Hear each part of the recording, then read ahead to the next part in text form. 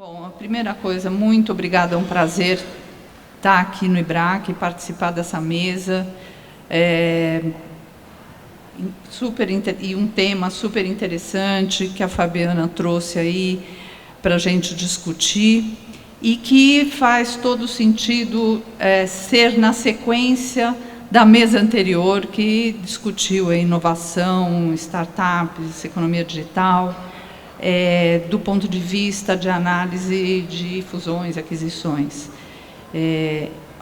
O nosso painel diz respeito à concorrência e poder de mercado na era dos algoritmos. Então, continuamos com a economia digital, agora do ponto de vista da estratégia e, portanto, da conduta. E eu gostaria de trazer uma pergunta para vocês, que está aí no Slido, para vocês responderem. Tem uma lista de palavras e eu queria que vocês indicassem as 3 palavras que vocês acham mais importantes a respeito de pricing algorithms. Formação de preço com base em algoritmos e antitrust. Então, vamos lá.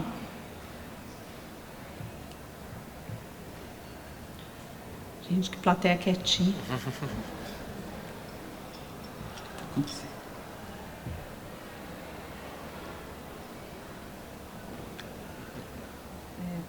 Exato.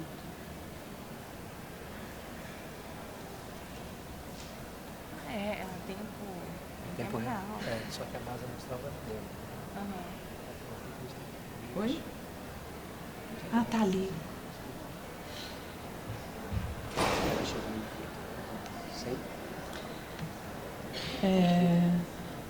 Quantos tem ali?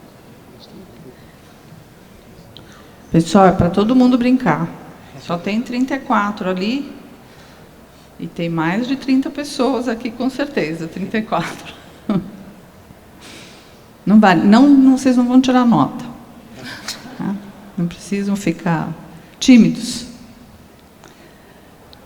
Sejam genuínos.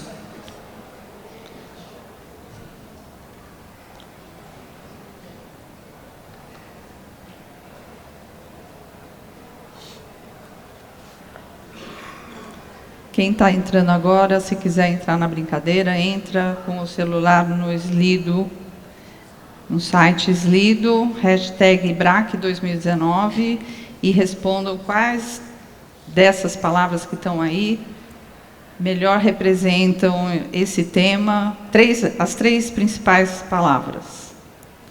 Tá? Nós temos lá, o quê? 58, é isso? Ok? Bom, vamos para frente, né? Porque o pessoal anda tímido. Mas veja o seguinte, 65% pensou, ou diz que descreve bem esse tema, Task Collusion. A gente escreveu em inglês para você participar. Tá? Segundo, 43%, benefícios para as firmas. O terceiro, 30%, diferenciação de preço. Interessante. 30% pensa em anticompetitivo. 27% em resultados eficientes. Benefícios para o consumidor, menos de 30%. E detecção de cartéis, 23%. Eu acho que isso mostra uma percepção da plateia muito focada na questão da coalizão tácita. E eu acho que é disso que nós vamos conversar um pouco nesse painel, que é composto pelo Nathan Wilson, que é economista, que nem eu, da nossa turma, do Federal Trade Commission desde 2010, né? E a área dele sempre foi aí, organização industrial, microeconomia aplicada, microeconometria aplicada e, portanto, acho que vai nos trazer aí uma experiência importante, vista de fora e do ponto de vista econômico. O Caio Mário Pereira Neto já é da área do direito, professor da Fundação Getúlio Vargas, da Escola de Direito da Fundação Getúlio Vargas. Ele coordena as equipes de antitruste e regulação do Pereira Neto e Macedo e foi diretor do Departamento de Proteção e Defesa Econômica da Secretaria de Direito Econômico do Ministério da Justiça. A Paula é nossa conselheira, né? Paula Farani Azevedo, também advogada, nossa conselheira, como eu falei, graduada em Direito pelo Centro Universitário de Brasília. Nos últimos anos, atuou como advogada em assuntos relacionados à defesa da concorrência e comércio internacional. E, atualmente, é professora de Análise Econômica do Direito no Instituto Brasiliense de Direito Público. Mas o mais importante é que você é conselheira do CAD. E o Diogo Thompson de Andrade é superintendente adjunto do CAD desde 2012, quando eu saí. Não, eu saí bem antes. E possui experiência profissional e acadêmica na área do direito, com ênfase em direito econômico. E, portanto, nós temos aí... Eu sou Elizabeth Farina, economista pura da gema. E, então, nós vamos ter aí um caldo interessante para fazer essa discussão a respeito de competition policy and abuse of dominance in the era of algorithms. Ok, eu acho que o Estadão nos ofereceu uma notícia muito interessante há 2 semanas atrás, falando do resultado do Google e do computador quântico, dizendo que o computador quântico do Google tinha superado, né, os computadores clássicos, e isso era uma questão tão interessante para eles e tão importante que um artigo da Nature ia trazer essa demonstração, né, de que eles tinham alcançado aí o computador quântico mais do que superando os computadores clássicos, e o Google, trazendo isso, provocou a IBM a dizer: não é nada disso, nós também temos clássicos que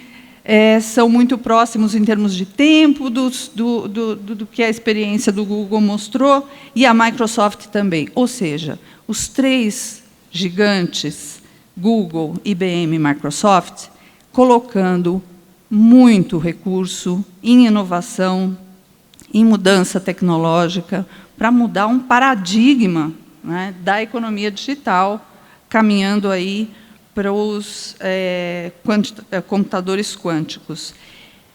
Isso me faz lembrar o painel que acabamos de assistir, com a dúvida de se você deve fazer algum tipo de intervenção num ambiente econômico dessa natureza, cujos detalhes a gente ainda desconhece, mas que pode, sim, desafiar a autoridade antitruste.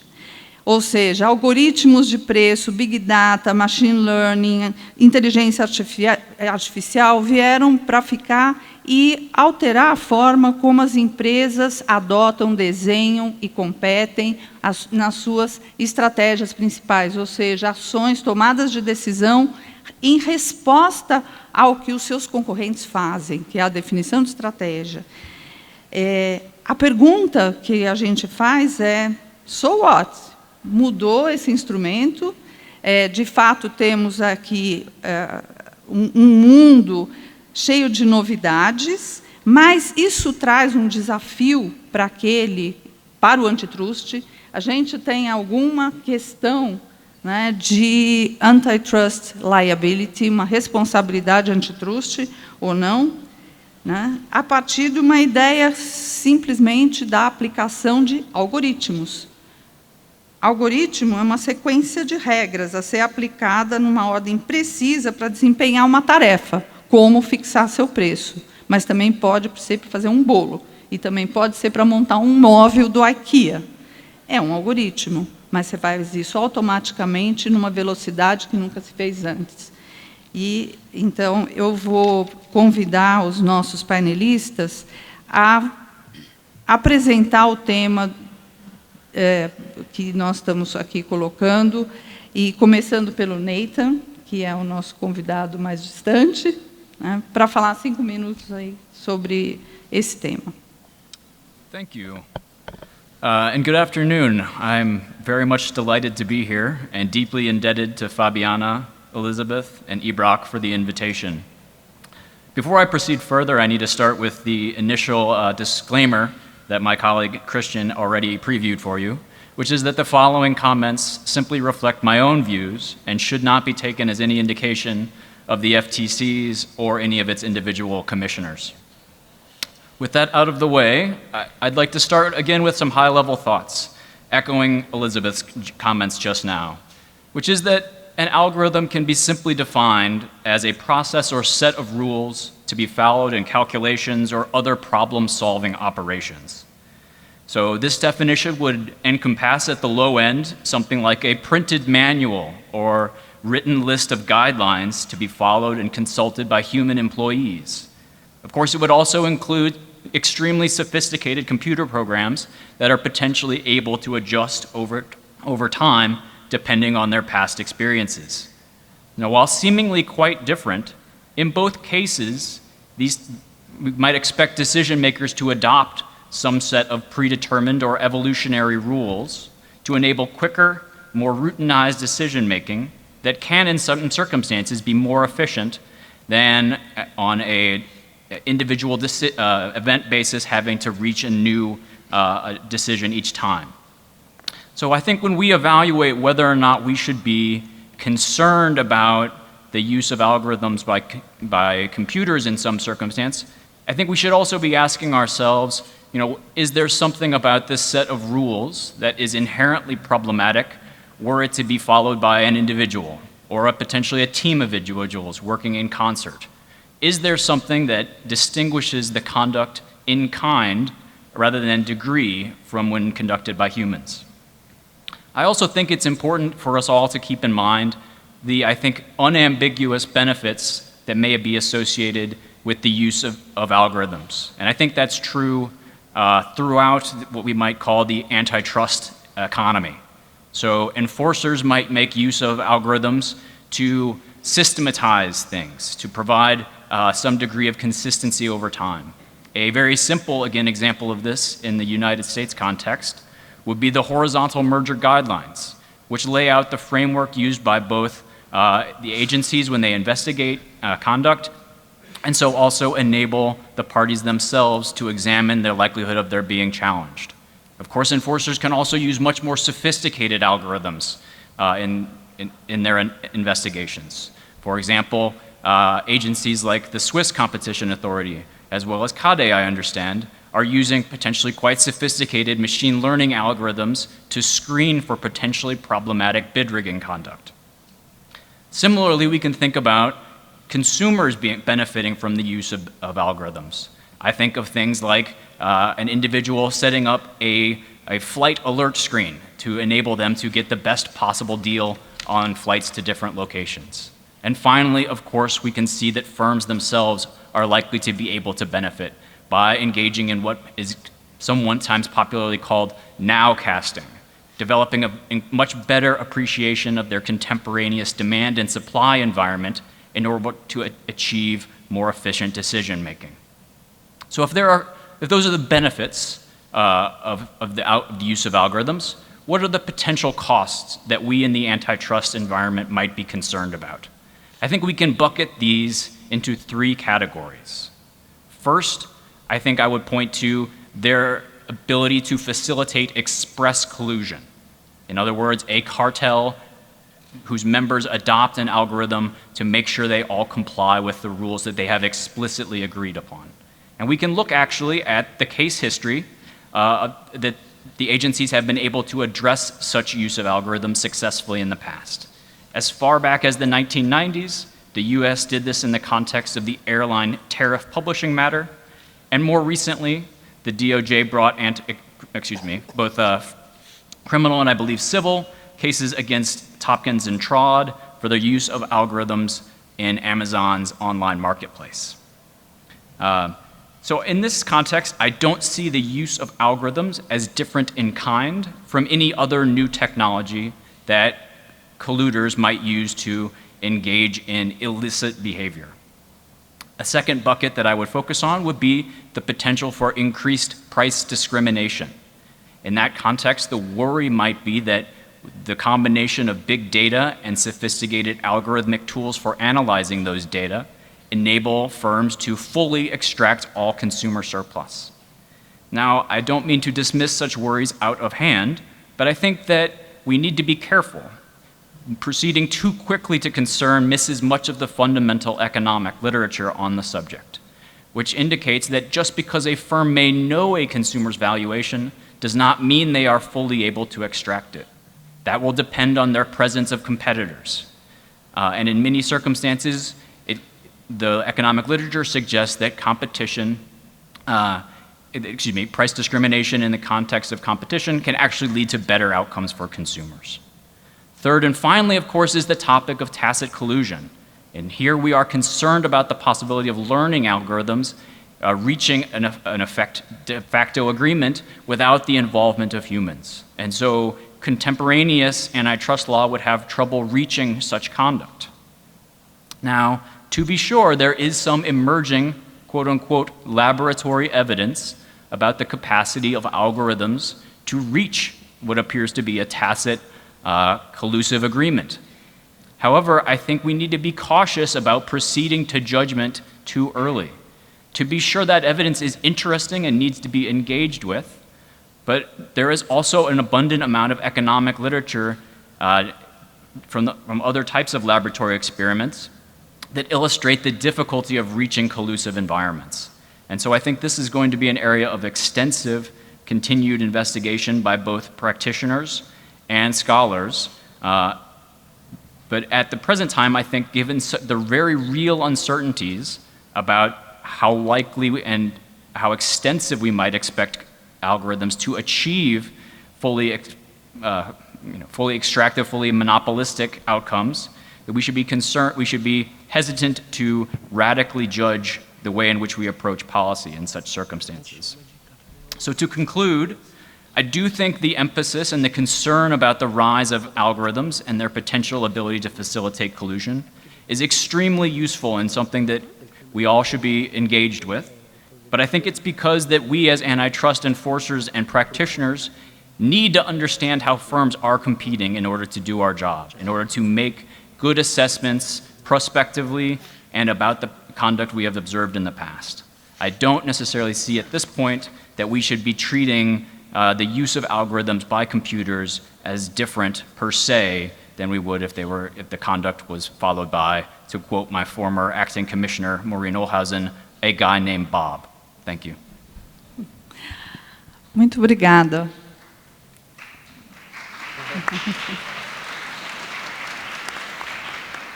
Bem, eu acho que na linha do que tinha acontecido no painel anterior, né, nada muito claro de que caminho seguir. Caio, você podia usar aí os seus 5 minutos para trazer uma visão geral a respeito desse uso de algoritmos automáticos de preço. Posso sim, Beth. Obrigado. Em primeiro lugar, queria agradecer também a Beth, agradecer a Fabiana, agradecer toda a organização do evento. Acho que é sempre um enorme prazer falar aqui no IBRAC. A gente estava vendo as fotos dos últimos 25 anos de IBRAC. Eu acho que o meu primeiro IBRAC foi em 98 ou 99 e assim, acho que vai ficando marcante esses reencontros cada vez maiores. As primeiras salas que a gente viu nas fotos eram salas de talvez 30 pessoas, a gente está com mais de 300 pessoas. Então, em primeiro lugar, agradecer novamente a honra de estar participando desse evento com esses painelistas aqui também.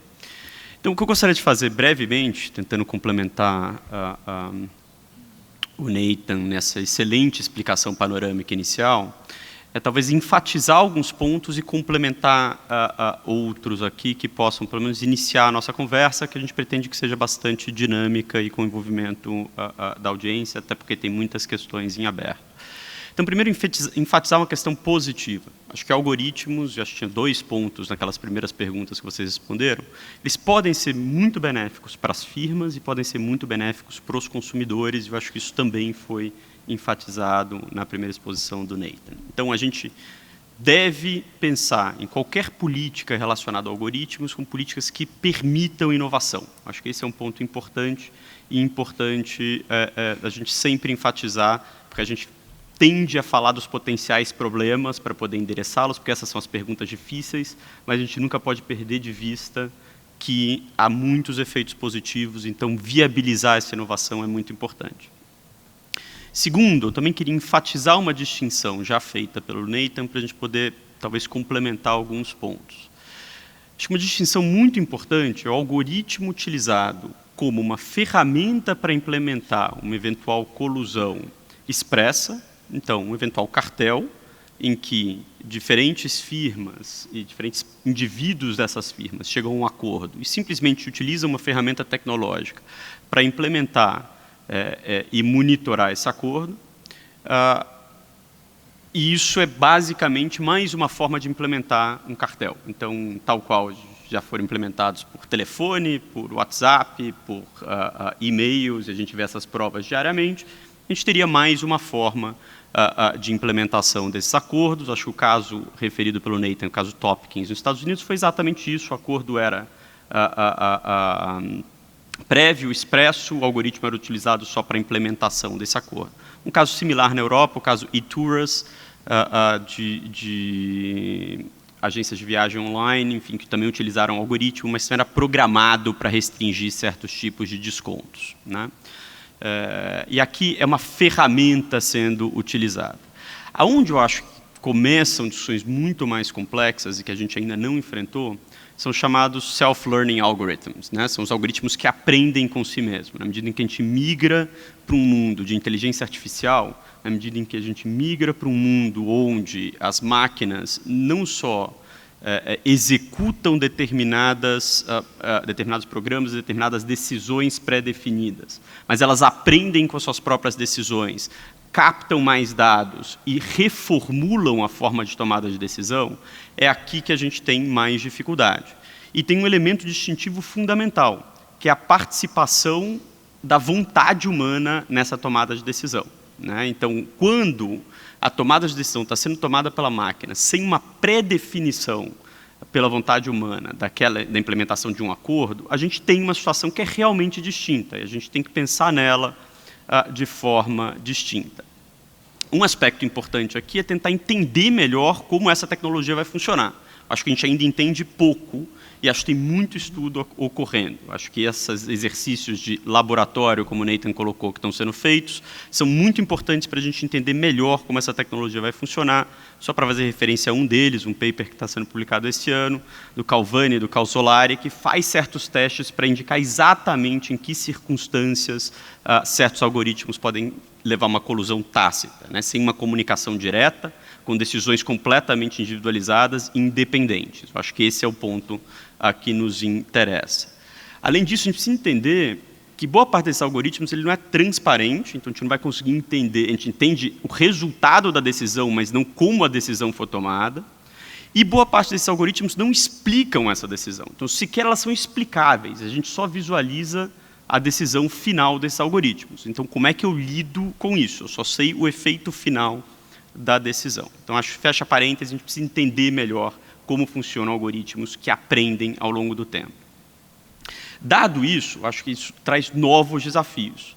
Um dos principais desafios, identificado na primeira pergunta, que eu acho que foi a grande resposta de 80% de vocês, se não me engano, 75%, é a questão de colusão tácita, né? Eu acho que a gente tem hoje um razoável consenso de boa parte das autoridades do mundo, inclusive do CAD, de boa parte dos economistas do mundo, de que em mercados oligopólicos, mesmo sem nenhum tipo de comunicação, mesmo sem nenhum tipo de acordo expresso, você pode ter resultados colusivos, preços supracompetitivos com decisões individuais independentes, isso pode levar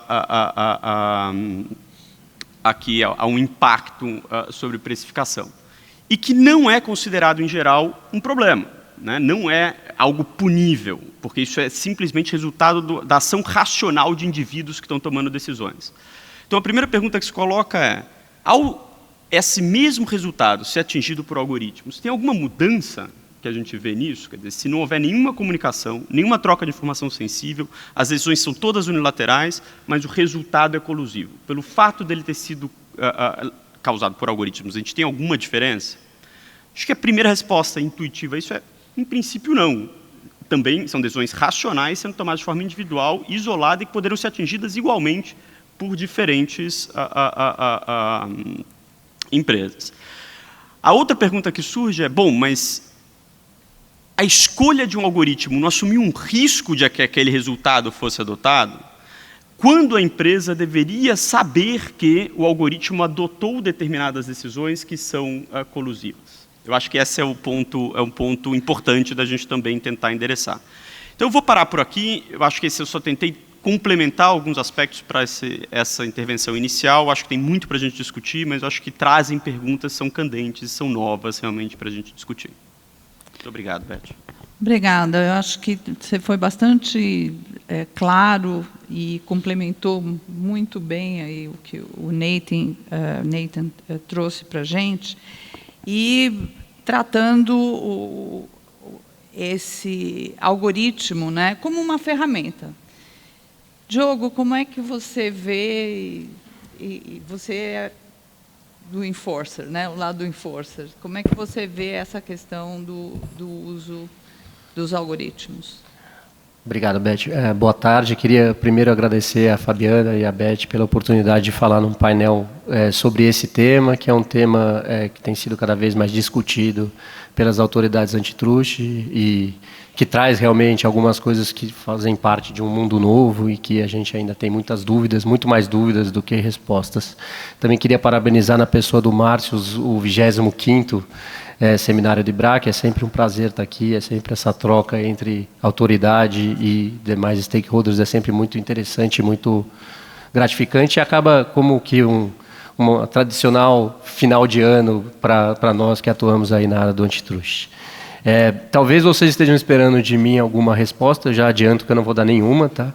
E também não vou contar o que o CAD está fazendo, os algoritmos poderosos que a gente está usando para detectar cartéis, tá? Isso aí, se vocês quiserem, depois a gente pode dizer alguma coisa, mas nesse momento eu queria seguir um pouco aqui nessa linha de reflexão, dando um ponto de vista do Enforcer, de como a gente encara esses dilemas que estão sendo colocados pela economia digital, enfim, pela era dos algoritmos, como tem sido chamado.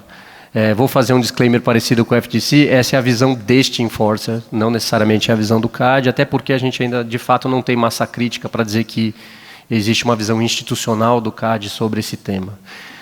Eu gosto de, quando a gente conversa de economia digital, eu gosto sempre de lembrar que, do ponto de vista das autoridades antitruste, inovação não é necessariamente uma coisa específica da economia digital, né? Lidar com inovação é uma coisa típica das autoridades antitruste. Então, a economia, conforme ela evolui e os mercados evoluem, elas colocam questões novas sempre para a autoridade antitruste. Então, a revolução 4.0, ela nada mais é do que mais uma inovação que está sendo trazida e, é óbvio, mexendo aí com os instrumentos tradicionais de análise antitruste. O que talvez diferencie essa inovação é a velocidade e a capacidade de expansão que a economia digital traz, não só para mercados que são digitalmente natos, mas para mercados tradicionais que se digitalizam.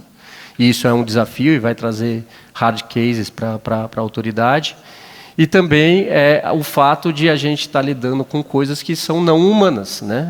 A partir do momento em que você entrega parte da sua decisão de negócio para uma máquina que pode aprender, você está lidando com um componente virtual que não é necessariamente palpável e nem sempre é fácil de lidar.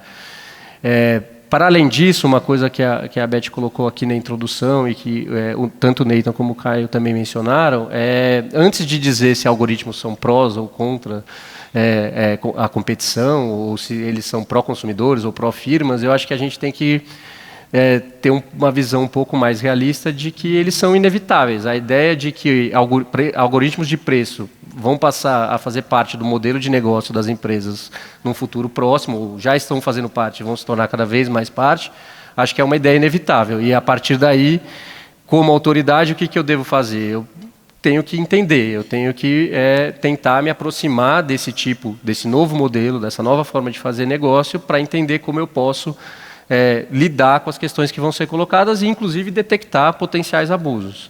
Isso eu destacaria aqui. O CAD tem tido, nos últimos 2 anos, basicamente, um esforço muito grande em tentar compreender para saber, na hora de agir, ter um approach um pouco mais, digamos assim, informado sobre o tema. É comum que nos temas de inovação exista uma assimetria de informação muito grande entre a autoridade, que recebe aquilo por default, porque esse é o trabalho, então nunca vai deixar de vir um ato de concentração, eu nunca vou deixar de receber denúncia. Então, de alguma forma, eu tenho que aprender aquilo. Então, um pouco o que a gente fez nos últimos anos é tentar se antecipar a esse tipo de discussão. E eu destaco aqui 2 iniciativas. Uma delas foi coordenar o grupo de economia digital do BRICS, que foi feito pelo nosso departamento de estudos econômicos. E também, esse ano, a gente sediou o Cartel Workshop da ICN, e o tema foi cartéis numa economia de uso intenso de dados. Então, tem tudo a ver aqui com o tema. Dito isso, talvez, na minha cabeça, eu tento simplificar as coisas em 2 blocos, quando a gente pensa em algoritmos de preço e o impacto disso para um enforcement de cartel, para questões relacionadas à colusão. Um deles é aquele que são aqueles casos em que são típicos da inovação tecnológica, mas que o atual arcabouço legal, normativo e a literatura econômica de antitruste é capaz de lidar com. E aí aqui foi dado o exemplo do uso do algoritmo como meio, né? Para mim isso é só um problema de intensidade. Se você resolve fazer um cartel sofisticado a ponto de usar um mecanismo desse nível de desenvolvimento tecnológico para viabilizar o cartel, é mais grave a sua conduta do que se você fizesse talvez se fizesse uma mera tabela de preços e soltasse ela unilateralmente para os seus concorrentes no mercado. O outro exemplo que foi dado e que foi mencionado aqui no começo das respostas aí da enquete é a colusão tácita. Colusão tácita não é um tema novo para autoridades antitruste, não é um tema novo na economia. Talvez o que seja novo aqui seja o grau de intervenção. Se mercados que não são propensos à colusão tácita estruturalmente passem a ser por conta dos algoritmos, será que as autoridades antitruste não têm algo a dizer sobre isso? Será que a gente não deve ter uma nova interpretação sobre a colusão tácita? E até que ponto a gente faz isso sem criar barreiras à inovação? Então, essa é uma questão que a gente vai ter que lidar, é uma questão desafiante, mas eu acredito que o cabedal antitruste seja capaz de responder. Não tenho a resposta aqui, não vou dar, mas a gente pode caminhar para isso, e vai ser um learning by doing mesmo. No caso a caso, a gente vai aprender. Um segundo grupo de casos já é um pouco diferente. Aí eu entro um pouco naquilo que o Caio mencionou dos algoritmos fazendo cartéis por ele mesmo. A gente costuma brincar que são os cartéis de ficção científica. O robô conversando com o robô, independentemente da ação humana que o programou. Esses casos, sim, a gente ainda não tem um cabedal suficiente, provavelmente. A gente tem caminhos na nossa lei, existem questões de responsabilidade objetiva, questões de compliance que a gente pode trabalhar com, mas talvez a gente ainda não tenha o arcabouço legal e normativo adequado, e também talvez demore um tempo a ter. Só lembrando que a internet demorou mais ou menos uns 10 anos para se ter algum tipo de arcabouço jurídico relacionado a crimes cibernéticos desde a massificação da internet. Então, são coisas que demandam uma maturação também por parte de quem é responsável por detectar e punir eventuais abusos. Diogo, obrigada. Paula, parece que nós estamos convergindo aqui para uma questão dizendo que o uso de algoritmos automatiza decisões, torna mais veloz a decisão, a sua comunicação, mas, aparentemente, as questões de concorrência não mudam muito de natureza. Você podia falar seus 5 minutos? Obrigada, Beth. Bom, primeiramente, agradecer também ao IBRAC pelo convite, parabenizá-los pelo evento. Acho que, como o Diogo falou, é realmente um momento oportuno para a gente ver todo mundo no final de ano e pensar um pouco no ano que passou e tudo que a gente ainda tem para trabalhar nos próximos. Eu acho que eu concordo com você, Beth. Acho que a gente está convergindo e eu vou tentar achar alguma coisa para falar aqui, porque todo mundo já falou tudo aquilo que eu ia falar. Então, o que eu pensei em falar é com relação à natureza da colusão, né? A gente sabe que a gente tem a colusão tácita, a colusão expressa, que são realmente dois extremos. Acho que isso está bem claro na jurisprudência, tanto nossa quanto internacional. Mas, quando a gente pensa numa colusão, tem sempre o aspecto do meeting of the minds, né? Você tem que ter dois agentes que, de alguma forma, tem alguma... Não precisa ser nenhuma comunicação direta, mas, às vezes, tem que ter alguma forma de detectar que eles estão agindo com a mesma intenção, que é diferente de quando a gente está olhando um processo de tomada de decisão de teoria dos jogos, em que eu vou agir daquela forma, independente do que os outros vão fazer, porque eu não sei o que os outros vão fazer. Então, acho que é aí que está o cerne da questão quando a gente está falando de colusão algorítmica. Os algoritmos estão comunicando e eles sabem o que o outro vai fazer antes de fazê-lo, ou eles estão seguindo os incentivos de maximização, de extração de renda do consumidor, porque é isso que eles foram programados para fazer. E se eles foram programados para realmente extrair o máximo de renda do consumidor, ainda que isso gere uma mimetização de preço e algum nível de coordenação, isso seria um ilícito no nosso arcabouço atual? Eu tenderia a dizer que não, porque, afinal de contas, não é isso que toda empresa faz, não é extração máxima de renda? E se você age dessa forma, sem comunicar com o seu concorrente, sem saber o que ele vai fazer antes de tomar sua decisão, haveria uma colusão tácita, que a gente vê em diversos mercados. Só que aí, acho que a gente tem que começar a olhar para os plus factors, né? Então, quais são os plus factors aqui? Seria o que o algoritmo, de fato, foi programado para fazer. E aí entra, eu acho que um pouco o trabalho do Diogo vai ficar muito mais interessante, que vai ser conseguir entender os algoritmos. Então, eu acho que em determinado momento, os enforcers terão que começar a pedir o código do algoritmo e saber analisá-los, e saber avaliá-los, e saber se o que a empresa está dizendo que ele foi programado para fazer é de fato o que ele está fazendo. E aí a gente tem alguns problemas, porque quando você fala com uma empresa sobre como que você escreveu o seu algoritmo e o que tem nele, todos eles falam a mesma coisa. Não, mas isso é meu secret sauce, eu não posso falar, não posso abrir. Isso é extremamente confidencial. Mas, enfim, é o secret sauce que interessa, né? Porque todo o resto é, de fato, um pouco padrão. E eu acho que é interessante também lembrar de algo que o Caio estava falando, que é sobre o machine learning. Então, o machine learning é muito interessante, mas a gente aprende muito mais devagar do que as máquinas. Então, já existem diversos experimentos feitos, não só dentro do antitruste, mas com a inteligência artificial em geral, que demonstram que as máquinas elas conseguem aprender e desenvolver racionais muito mais rápido do que quem os programou consegue entender aonde elas estão chegando. Então, uma colusão dessa natureza, se as empresas demorarem para perceber que isso está acontecendo, de quem que é essa responsabilização? Acho que aqui a gente está falando realmente de uma questão de intensidade e de aonde está a linha. E eu acho que a responsabilidade do enforcer antitruste, nesse momento de tanta inovação, é dizer claramente para o mercado qual é a linha. Então, em que momento algo é de responsabilidade da empresa e em que momento algo é simplesmente parte da economia e a empresa não pode ser responsabilizada por isso. E aí eu queria só fazer uma provocação, porque eu também não tenho nenhuma resposta, construindo naquilo que o Diogo falou sobre mercados que naturalmente não seriam tendentes à colusão tácita. Hoje em dia, a gente tem mercados como caneta BIC, não é caneta BIC mercado, mas canetas esferográficas, azuis, e etc., que hoje em dia são são mercados tendentes à colusão, um mercado que há alguns anos atrás não seriam, porque é um mercado, produto homogêneo, pulverizado, etc.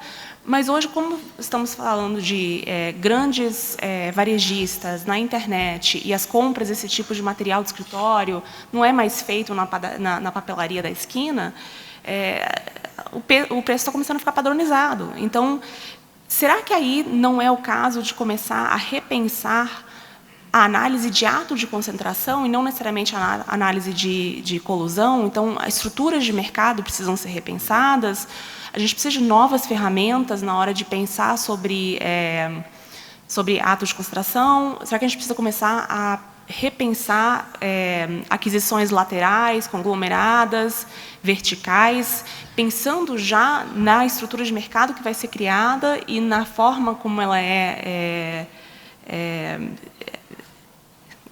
não sei, acho que essa palavra não existe, algoritmizada, enfim, da forma como é feito o uso de algoritmos nesse mercado, porque aí a gente está falando de repensar também o standard antitrust, né? Porque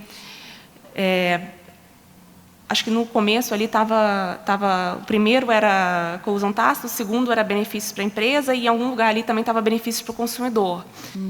Só que tem muita literatura hoje que está questionando se essa discriminação de preço excessiva está, de fato, trazendo benefício ao consumidor. Então, por exemplo, essa questão das linhas aéreas, de você poder ter um algoritmo que te avisa quando que o preço vai diminuir. Tudo bem, você vai ter o algoritmo que vai te avisar quando o preço vai diminuir, mas considerando que todas as suas informações estão na internet e o algoritmo também sabe qual é a sua intenção e a intensidade da sua vontade, esse preço vai diminuir? Então, acho que também temos que repensar um pouco o que significa consumer welfare e em que tipo de consumer welfare a gente quer. A gente quer um bem-estar do consumidor imediato por meio de preços mais baixos, ou a gente quer também um bem-estar do consumidor um pouco mais a médio e longo prazo, em que a estrutura de mercado seja conduzente a realmente concorrência, não só por qualidade, como por preço e inovação. E isso não é uma tarefa simples, acho que não é algo que vai ser resolvido nos próximos anos, acho que é uma discussão de vários anos e requer maturação, como o Diogo já levantou aqui.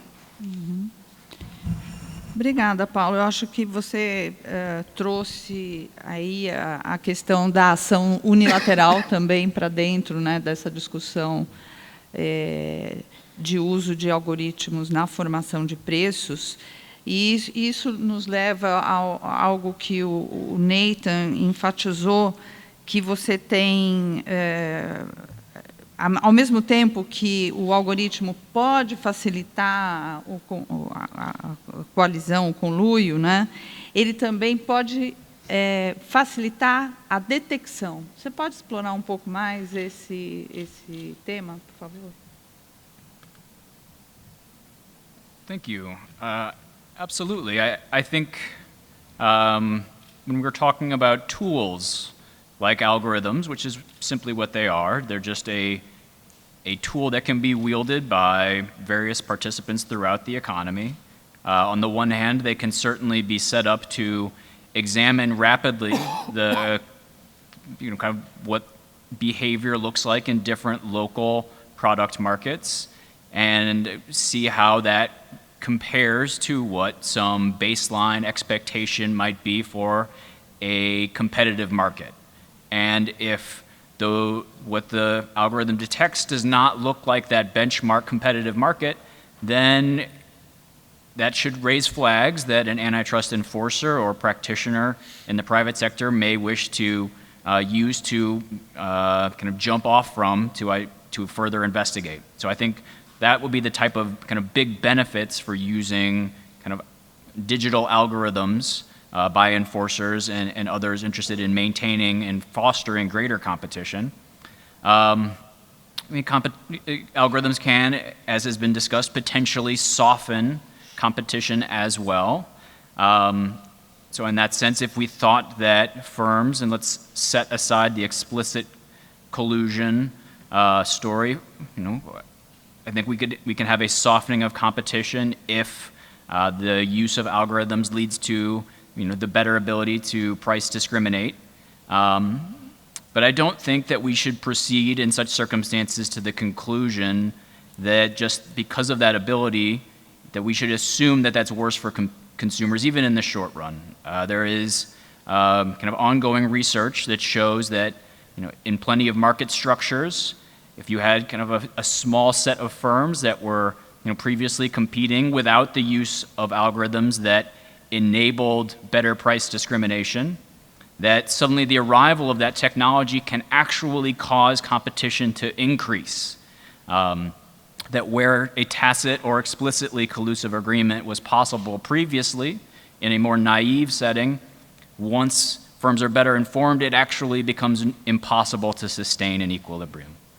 And I think that there is a pretty sizable economic literature suggesting that a lot of the circumstances where firms seem to be implementing digital mechanisms to enable them to better engage in price discrimination, we see it leading to better outcomes for consumers, empirically. We should assume that that is always the case, but I think that is one of the reasons why I hesitate to place a great deal of concern there. Now, I do think that we should be thinking about how the use of algorithms that may foster tacit collusive behavior should affect, prospective merger analysis potentially. If we know that firms are using these tools and we have some suspicion that that will soften competition, then perhaps we should be even more concerned about mergers than we might otherwise be. So I do think that there are certainly reasons for enforcers to be concerned about observing in a given market that firms are using these types of tools. Thanks. Caio, eu queria voltar na questão das ações unilaterais, né? Então nós estamos aqui, eu acho que de fato a gente acaba convergindo para uma visão de que nas questões de condução tácita, né, as regras ou os mecanismos que se utiliza para identificar se você, afinal de contas, está fazendo um cartel, um conluio, ou se é uma reação estratégica economicamente racional, né, isso faz toda a diferença, o tipo de análise que você vai fazer para as ações unilaterais vão ser diferentes, né? A questão do poder de mercado e a sua capacidade da firma, adotando aquela estratégia unilateral, alterar as condições do mercado, a condição dos concorrentes se torna mais forte.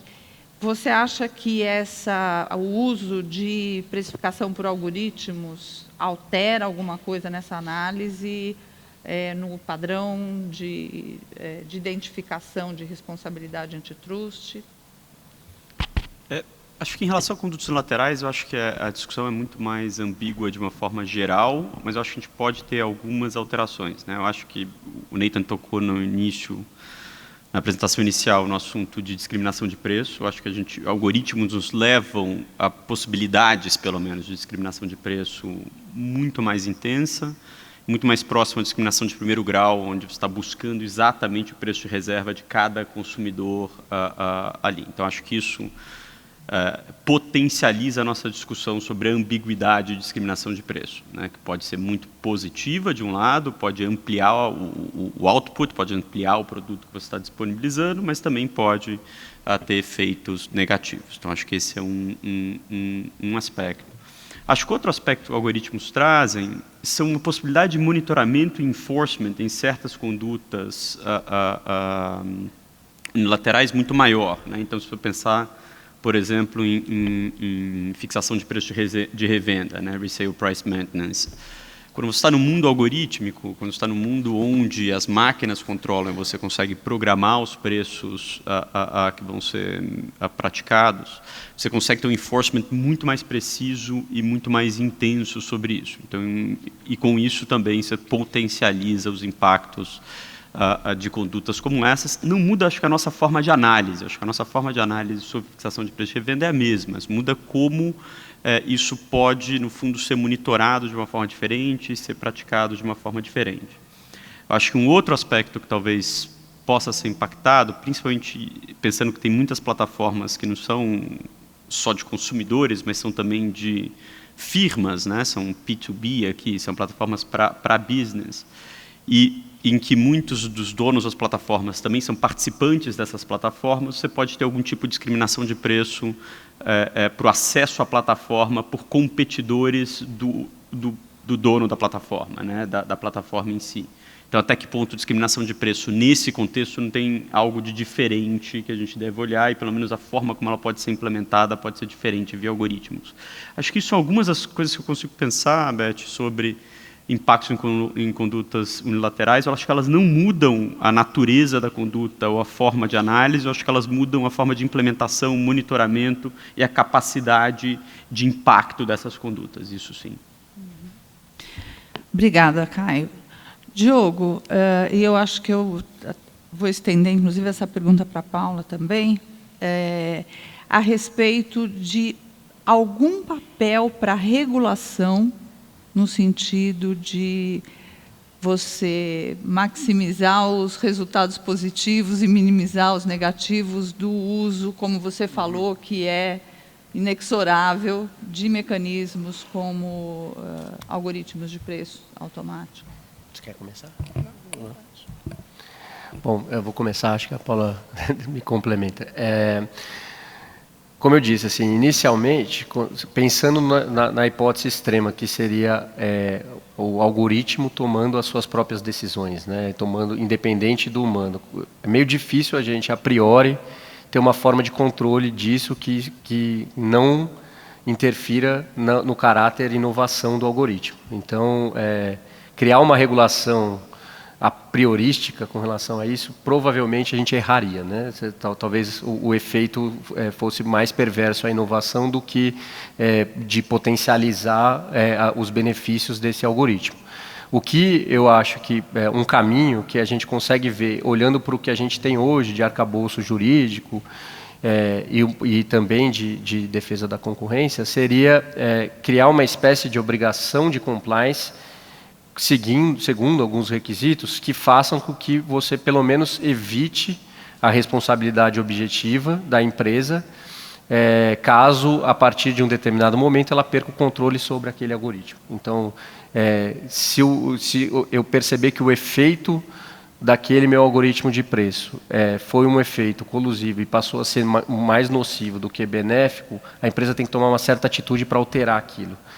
Como isso vai ser feito, eu também não tenho a resposta. É óbvio que isso vai depender, como uma regulação, depende de um debate público muito mais amplo.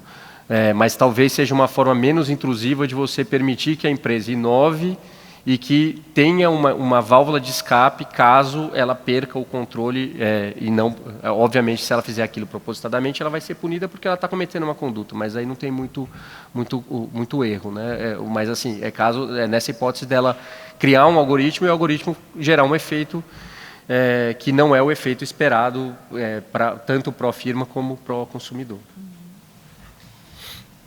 Sim, eu tendo a concordar que tem espaço, sim, para regulação, mas eu tenho dúvida se essa regulação deveria ser como regulação concorrencial ou uma regulação mais, por exemplo, como está sendo criada agora a autoridade de proteção de dados, algo talvez mais ali. Eu tenho uma certa reserva em misturar regulação e concorrência.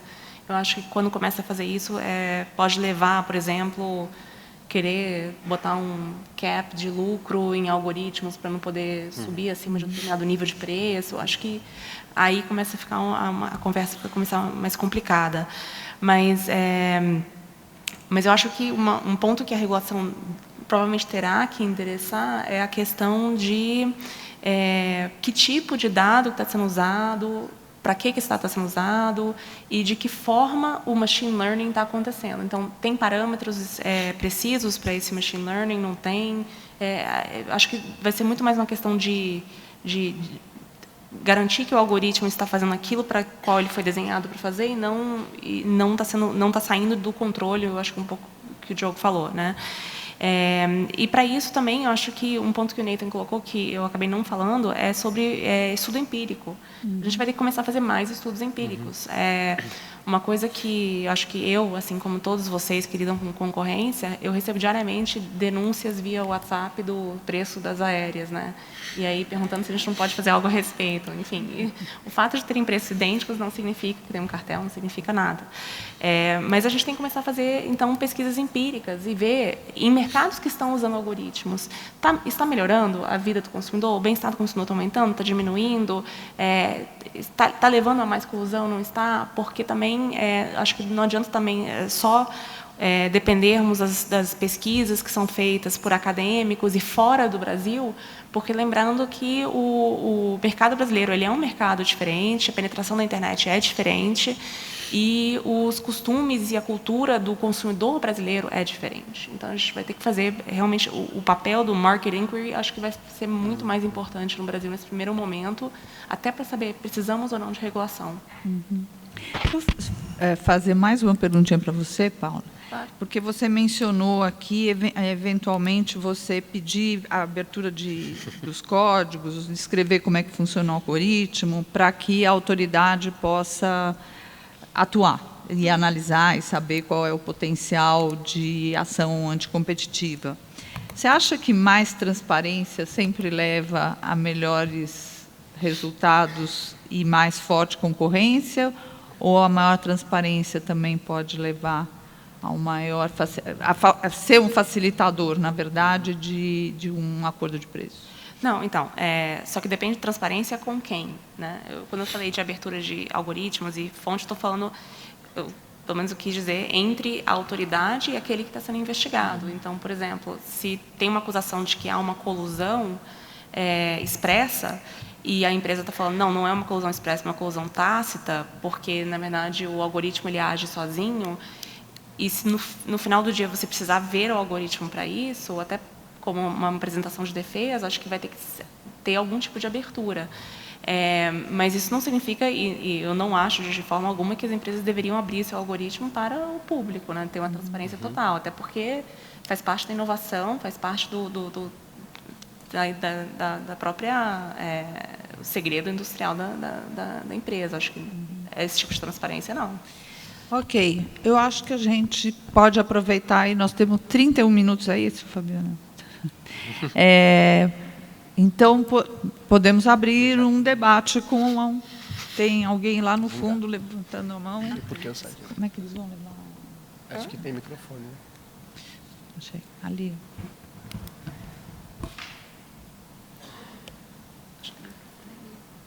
Nós estamos on time. Já vai chegar aí, nós estamos com um pouquinho de... Enquanto não chega, eu posso só Por favor. falar brevemente Por aqui, favor. Beth? Eu acho, só complementando a sua pergunta sobre regulação, eu acho que uma coisa que ela traz, e que é super interessante da gente pensar, é que na medida em que parte de efeitos eventualmente indesejados sejam de fato causados por máquinas e sem qualquer tipo de intervenção humana, talvez a gente tenha que dissociar parte das nossas discussões de uma discussão de responsabilidade da discussão de remédio. Né? Então, talvez a gente tenha que ter algum tipo de intervenção, em alguns casos, ex post, quando a gente vê que o resultado é negativo naquele mercado, mas que não necessariamente seja baseada na responsabilização de A ou B. Eu acho que essa discussão, que hoje existe, por exemplo, em mecanismos como Market Inquiry, né? Na Inglaterra ou no México, que tem esse tipo de mecanismo de olhar para o mercado, ver o que não está funcionando bem e eu preciso ter algum tipo de intervenção. Talvez a gente tenha que pensar em outros mecanismos que dissociem a discussão de responsabilidade da discussão de remédios. Eu acho que isso é algo importante da gente ter no radar. Talvez a gente nem tenha esses mecanismos ainda, mas só para complementar. Bom. Boa tarde a todos. Obrigado pelos esclarecimentos. Na realidade, eu tenho duas dúvidas e duas perguntas.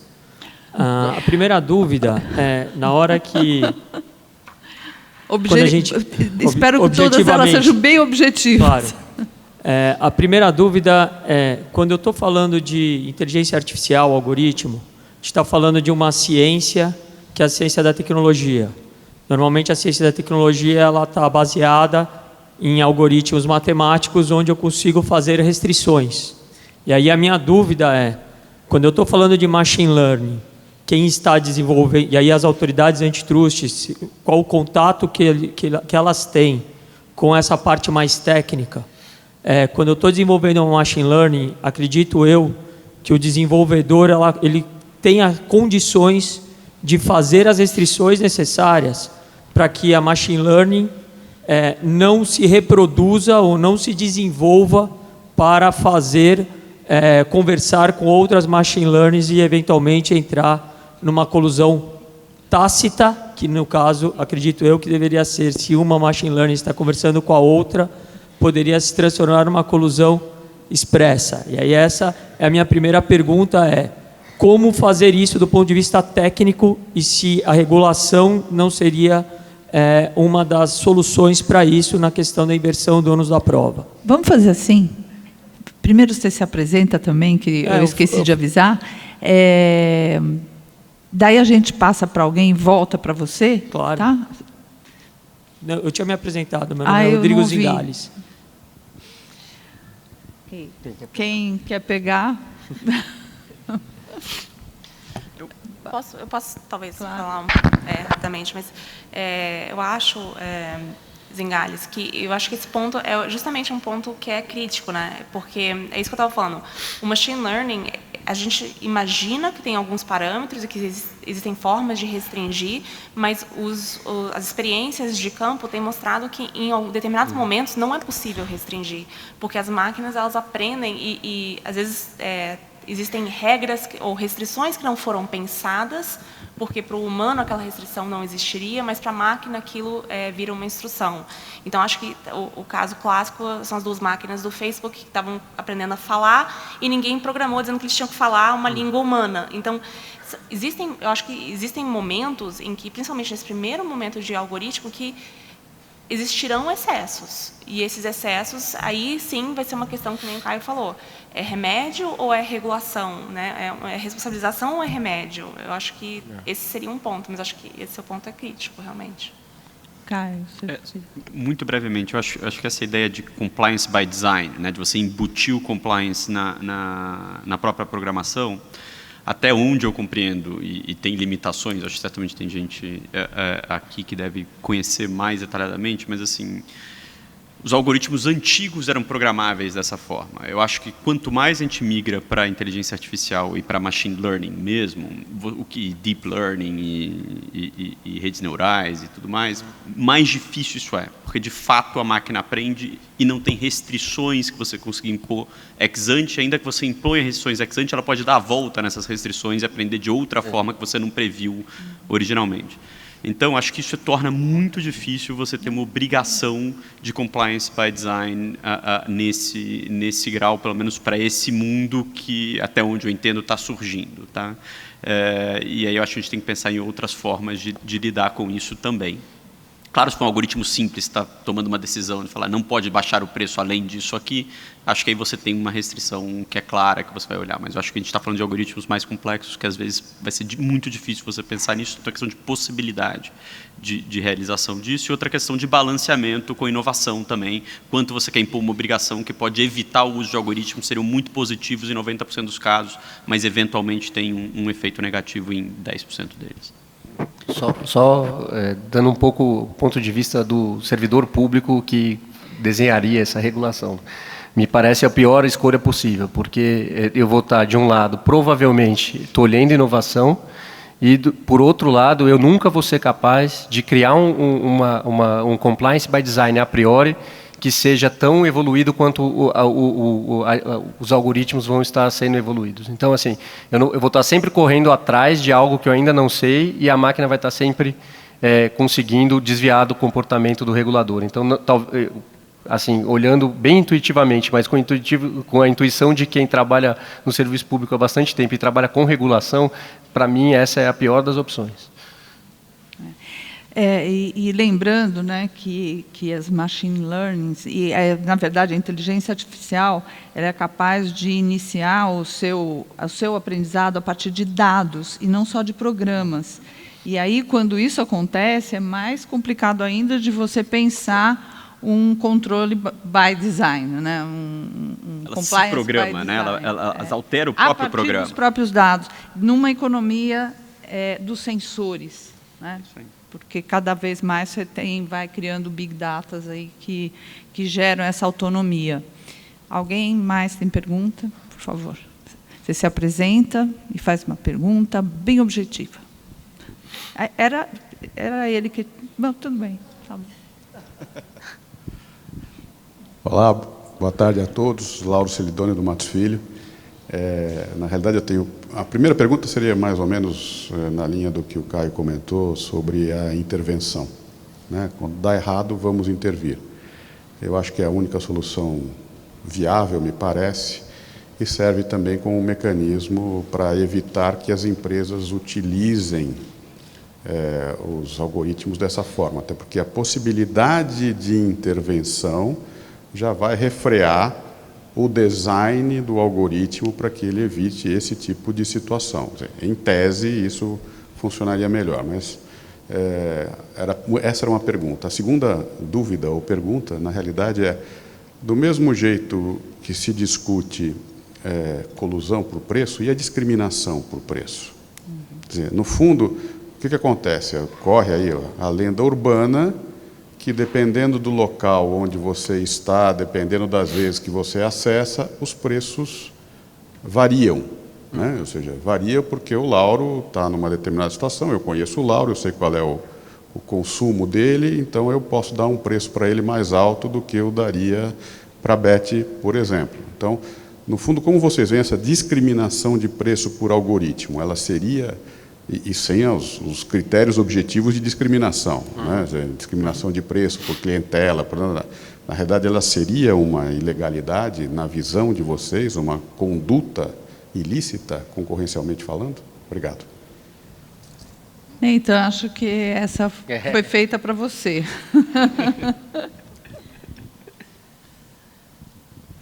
Thank you.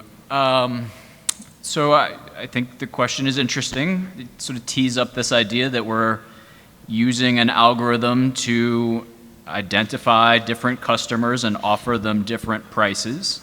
But I think if we look out at the economy, you don't need an algorithm to do that. It is routine to observe firms using a variety of mechanisms to offer some customers higher prices for a product than others. And so I think, again, I'm not sure of the clear justification on competition grounds for asserting that the tool used to affect this type of price discrimination should cause us to treat the conduct differently.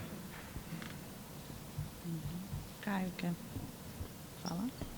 Em princípio, eu acho a mesma coisa. Acho que talvez a gente tenha muito mais discussão na ótica de defesa do consumidor. Eu acho que a gente vai ter discussões, já está tendo discussões sobre isso e sobre o impacto que tem sobre o consumidor.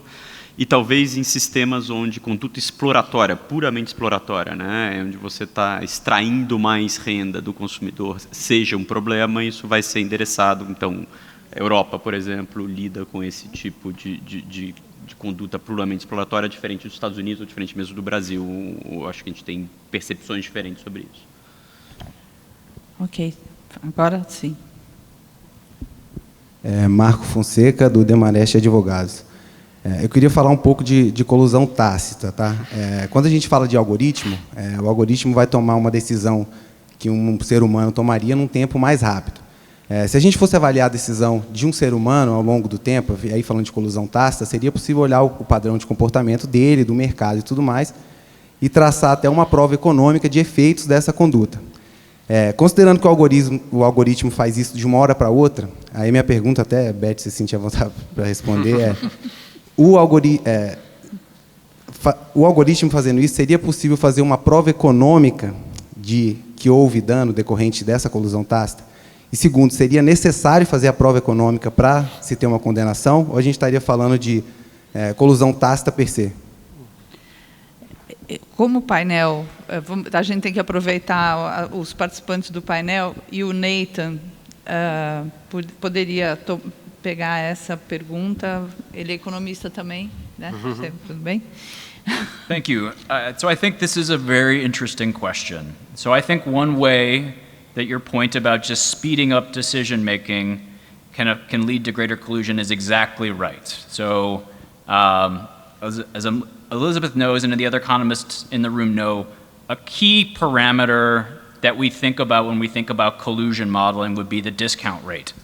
And we can think about that speeding up of the periods of the decision as affecting that discount rate, making potentially it easier to sustain collusion. So I think that's a kind of clear, very theoretically clean way of thinking about a way how collusion can sort of shift the capacity to engage in collusion. Now I think, I don't think our analysis should stop there. I think whenever we have kind of changes that may be affecting conduct in the marketplace, we should be thinking about, is it also likely to affect other things? Could it increase the desirability of entry? Is this a technology that will only affect the supply side? Could it also affect consumers on the demand side? And for those types of reasons, I am cautious about recommending, again, a kind of qualitatively different approach to this particular tool than we would others. So again, perhaps a facile example, but in many circumstances we might think that one's bargaining ability can affect the amount of surplus a firm can extract in its negotiations with customers, right? So should we be concerned about the ability to go out on the marketplace and pay for a better manager who is better able to negotiate and thereby extract additional resources? I think most of us would be very hesitant to come to that conclusion. So I think, is there something clearly distinct about using a computer versus a human in a way that affects outcomes? And if there's not something clearly distinct, I think I'm hesitant about changing the qualitative nature of antitrust. Now again, in any given circumstance, we should take into account the particulars, and the usage of different technologies should certainly affect how we analyze any given market, just as we would, take into account the existence of economies of scale or scope or possible vertical relationships when assessing horizontal mergers. I see this as, again, a factor affecting competition, but not one that we need to think of as qualitatively different in some sort of important way. Thank you. Alguém mais quer fazer algum comentário? Paula? Eu queria só fazer, acho que essa pergunta, Marco, ela ilustra perfeitamente a questão da intensidade, né? A colusão tácita, se fosse sem algoritmo, seria condenada sem um plus factor? Acho que a jurisprudência indica que não. Porque tem um algoritmo e, portanto, é mais rápida a forma de tomada de decisão e você retira um pouco da fricção, isso seria suficiente para condenar? Eu acho que não mudou nada do ponto de vista concorrencial, né? Você tem um paralelismo igual você teria, só que ele está mais rápido.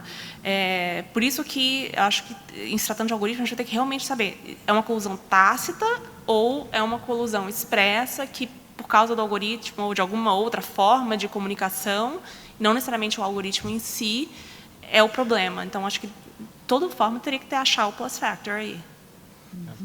Só posso adicionar? Eu acho que é exatamente isso. A gente vai, talvez, ter que entender o que é tácito e o que seria expresso, tendo em vista de que a gente está tratando de robôs que, teoricamente, se conversaram entre si, né? Se eles conversam, é expresso entre eles, na língua deles, né? Certo?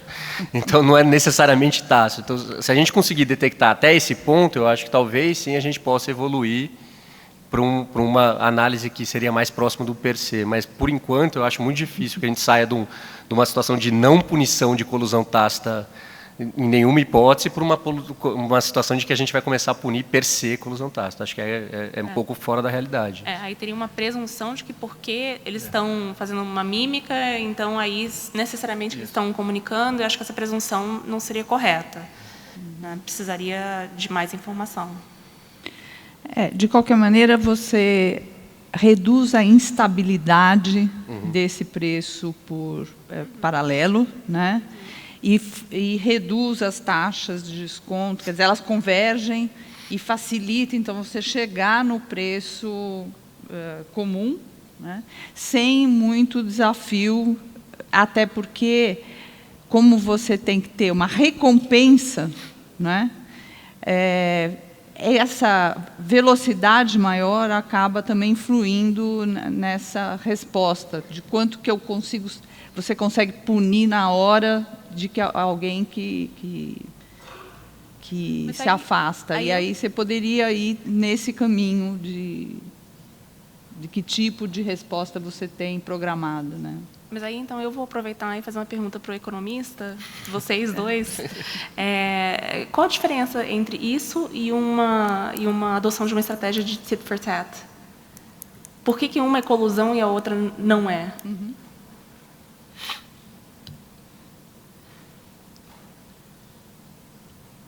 So if I understand the question correctly, how are we distinguishing between tacit and explicit? No, I guess my question is, if we're saying that collusion, or better, that the use of algorithms can reduce the discount rate and then you can better have an organized collusion, how can you tell if that's a tacit collusion organized by an algorithm or just a tit-for-tat strategy that's being executed perfectly?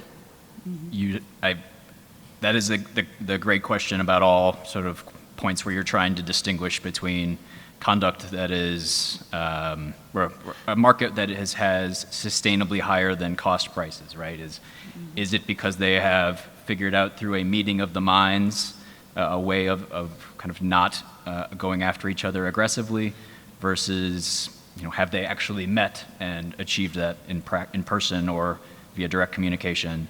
I completely agree with your point that we would have to, investigate this, whether or not they were using some sort of communicating algorithm, or if the algorithms, just by speeding up their interactions sufficiently, the human decision makers have potentially just arrived at the ability to, that they would choose to price high rather than, risk being punished.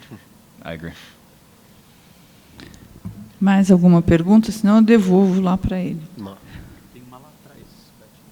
Tinha uma lá atrás. Atrás dos engalhes? Bom, a próxima. Beth, eu sou o Mauro Grimberg. Muito prazer, Mauro. Elizabeth Farina. Eu quero só dizer primeiro que pela primeira vez eu ouvi uma solução razoável para colusões via algoritmo, que foi do Caio, que disse que poderia haver uma intervenção não necessariamente por colusão. Eu quero perguntar então ao Caio se você sugere, Caio, que haja uma mudança de lei, porque hoje você não pode punir um aumento de preços que não seja por colusão. Tem que haver um plus factor. Aí necessariamente não há o plus factor se as máquinas aprenderam sozinhas. Uma viu, a outra aumentou 10, a outra aumentou 10, assim vai, e a coisa chega aos extremos. Nós sabemos, nós dois, a plateia toda, sabemos os mercados em que isso acontece. Mas eu quero saber se seria viável, então, uma mudança de lei. Mauro, obrigado. Então, acho que assim, a gente precisa pensar em quais são os mecanismos. Primeiro, acho que a gente ainda está um pouco longe disso, eu concordo um pouco com o Diogo, a gente estava falando um pouco disso antes. Tem parte do que a gente está discutindo que ainda é um pouco de ficção científica, parte que a gente já está mais próximo ali. Acho que no caso brasileiro a gente não tem esse instrumento, acho que em outros países do mundo, tipo, acho que Market Inquiry é o mais próximo que eu vejo na Inglaterra, essa coisa de você abrir um estudo de mercado e poder ter soluções ao final de algum tipo de intervenção, eu acho que isso é um tipo de mecanismo. Eu não sei se seria um mecanismo exatamente igual a esse, mas seria algo dessa natureza, que te permite uma investigação, te permite identificar um problema e te permite alguns tipos de intervenção. Hoje, no Brasil, acho que a gente dependeria de alguma mudança legislativa. Acho que o CAD não tem esse instrumento para atuar, como outros países do mundo, não só Inglaterra, México tem, Peru tem outros países que têm esse tipo de mecanismo para intervir. Olha, me falaram aqui que tem uma pessoa que lá no fundo levantou o braço, eu não vi, e não é o Zingales. Já respondeu. Já respondeu? Zingales, você quer voltar na sua? Ah, não, tem ali, né? Boa noite, sou o Breno, servidor do CAD. Queria perguntar, considerando as novas exigências de análise de impacto regulatório, de explicação dos efeitos das decisões administrativas, se é realmente factível a gente buscar uma regulação de algoritmos através de auditoria, enfim, de outros algoritmos, e até onde que isso iria, até onde que se isso dialogaria com a exigência de transparência da atuação da agência. E aí? Você? Eu? Ficou fácil para mim.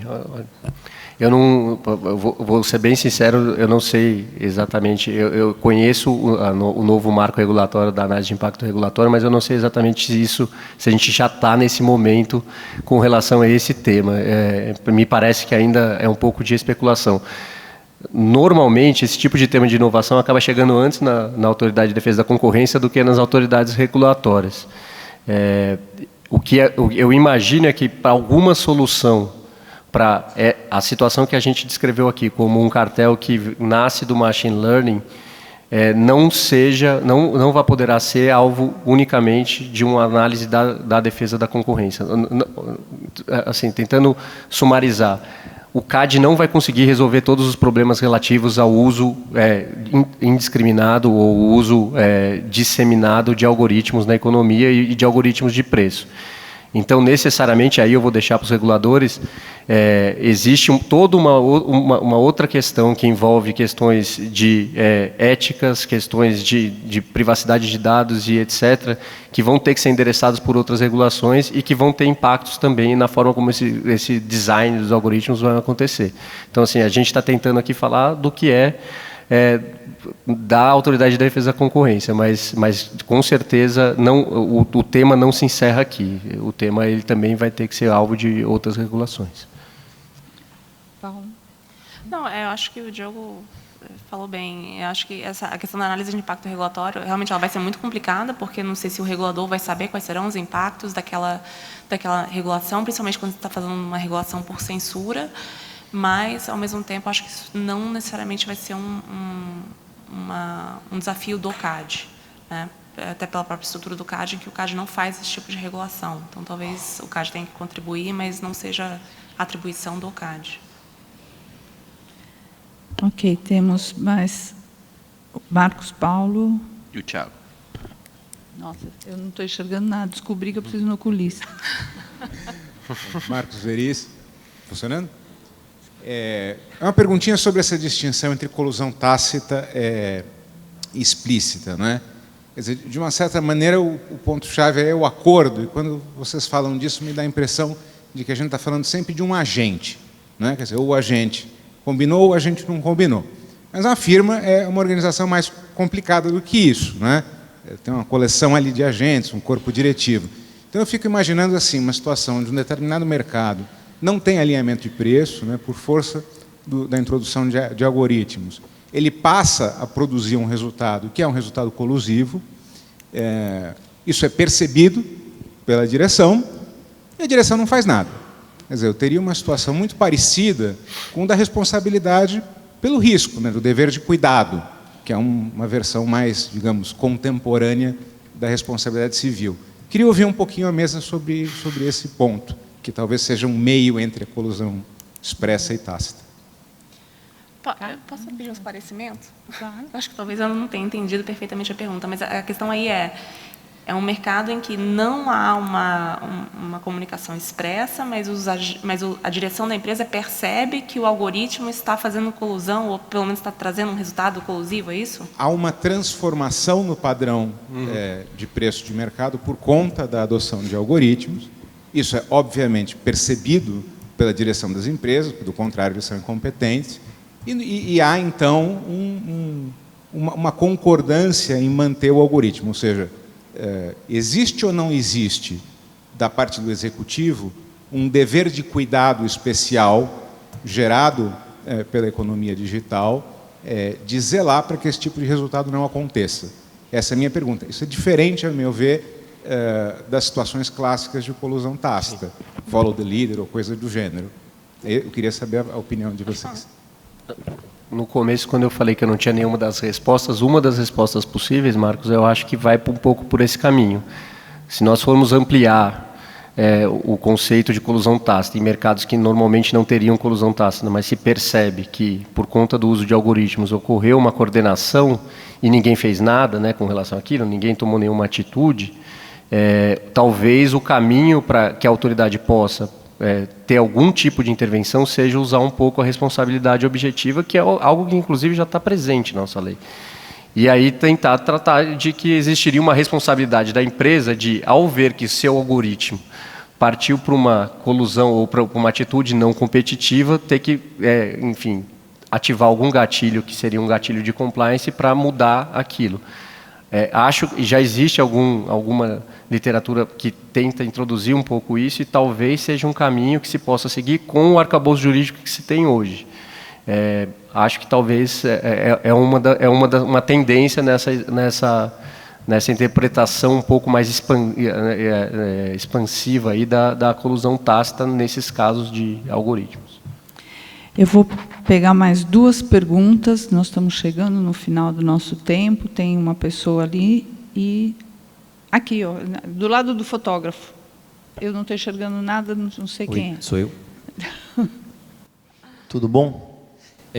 Meu nome é Ademir, eu também trabalho no CAD. Esse tema da questão da colusão por algoritmos traz muita perplexidade para quem trabalha no enforcement do cartel. E tenho acompanhado bastante esse debate. Em todas as oportunidades, a gente acaba chegando nessa situação meio perplexa, né? A gente não tem ainda respostas, tem muitas perguntas. E eu nem tenho uma pergunta, eu tenho uma percepção de que eu acho que tem um lugar de fala a ser preenchido nesse debate, que é o dos programadores. O algoritmo ele é escrito por alguém, ou por uma equipe, ou por uma empresa, e talvez a gente precise, e aí pode até ser uma sugestão para o IBRAC, para um próximo, ou para um evento específico, fazer uma rodada de debate com os profissionais que escrevem programas, que escrevem os algoritmos, tentar abrir um diálogo e dizer, olha, do ponto de vista jurídico funciona assim, a regulação é essa. Do ponto de vista do trabalho de vocês, tem como, porque tem até como eles serem eventualmente expostos à responsabilização, né? E eu acho que esse é um interlocutor importante, que talvez ajude a gente a reduzir a nossa perplexidade e separar o que é um pouco ficção científica e o que é realmente um problema jurídico a ser enfrentado. Então, é uma perplexidade para compartilhar. Eu também estou na mesma página, eu sei que não tem resposta ainda. Posso juntar as 3 perguntas para a gente ter tempo de responder? Tem uma pessoa ali, do lado do fotógrafo aqui, ó. Isso. Nossa, Marcelo Calhar, agora que eu vi. Realmente, oculista urgente, segunda-feira. Bom, Marcelo Calhar, como já antecipado. Eu queria puxar um fio que a conselheira Paula levantou e que, para mim, trouxe à mente essa notícia que saiu esses dias da proposta de reforma da legislação alemã de concorrência com relação a questões de privacidade. A gente soube que, no começo do ano, a autoridade alemã tomou uma decisão contra o Facebook, considerando que a forma como ele tratava dados dos seus usuários era um abuso de posição dominante. E eles levaram, alguns meses depois, um não do tribunal alemão, que considerou que isso era fora do escopo da sua competência e que era uma questão de privacidade, não de concorrência. E aí a resposta essa semana agora foi, vamos fazer uma reforma da legislação alemã para expressamente colocar o tema de privacidade no escopo da autoridade de concorrência. Quer dizer, esse seria, então, uma reação legislativa para dizer, não, isso tem a ver, sim, você pode ter abuso de posição dominante dentro dessa dimensão. E eu queria colocar um pouco, tanto para o Nathan, a discussão americana que está acontecendo hoje também chega a essa discussão de privacidade e concorrência desse escopo, mas também trazer para o Brasil, como vocês estão vendo onde é o limite, você pode ter abuso de posição dominante usando o tratamento de dados como um dos indicadores desse abuso e a própria relação com a nova agência que vem aí, como é que o CAD está vendo esse tema. A última pergunta que eu vou pegar, só porque ele já está com o microfone.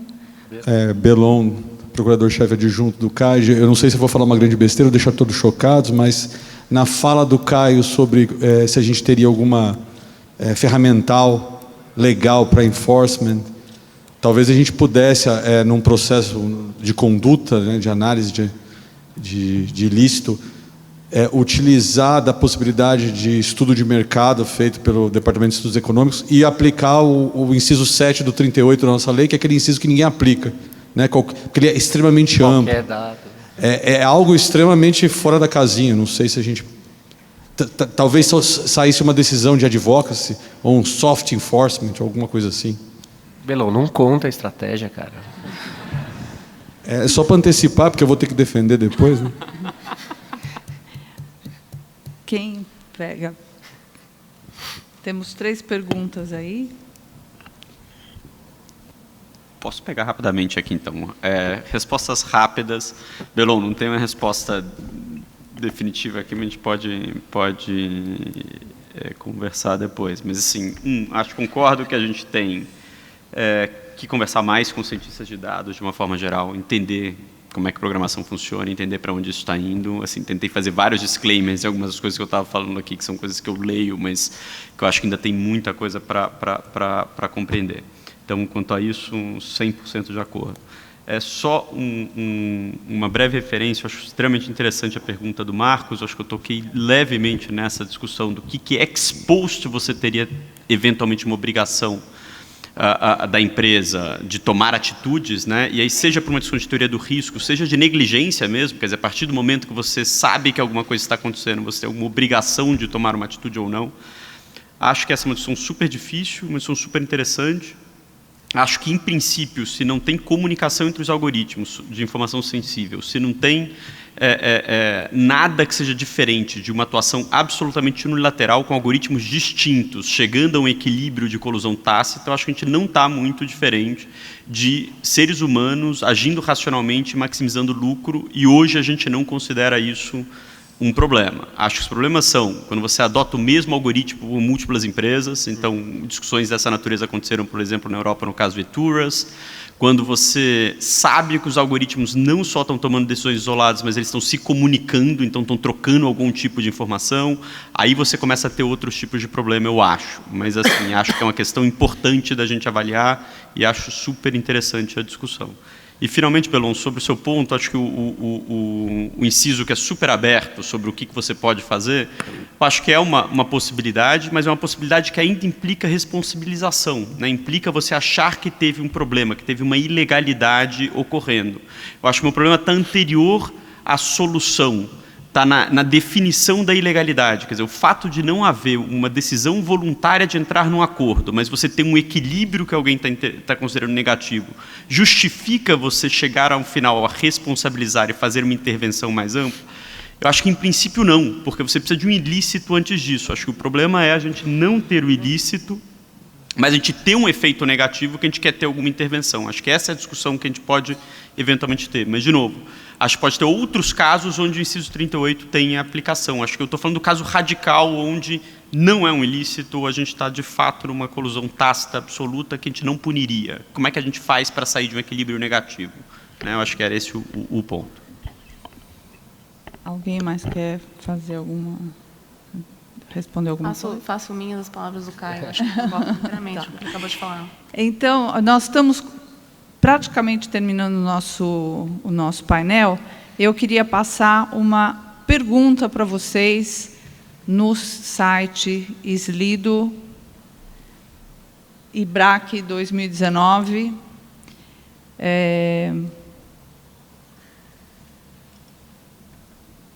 Cadê? Olá? Sim, está aqui. Tá no site. Vamos ver se a gente passa dos 60 agora, hein? 60 respondentes. Não se intimidem. 2 pessoas. 2 só. Melhorou, sim.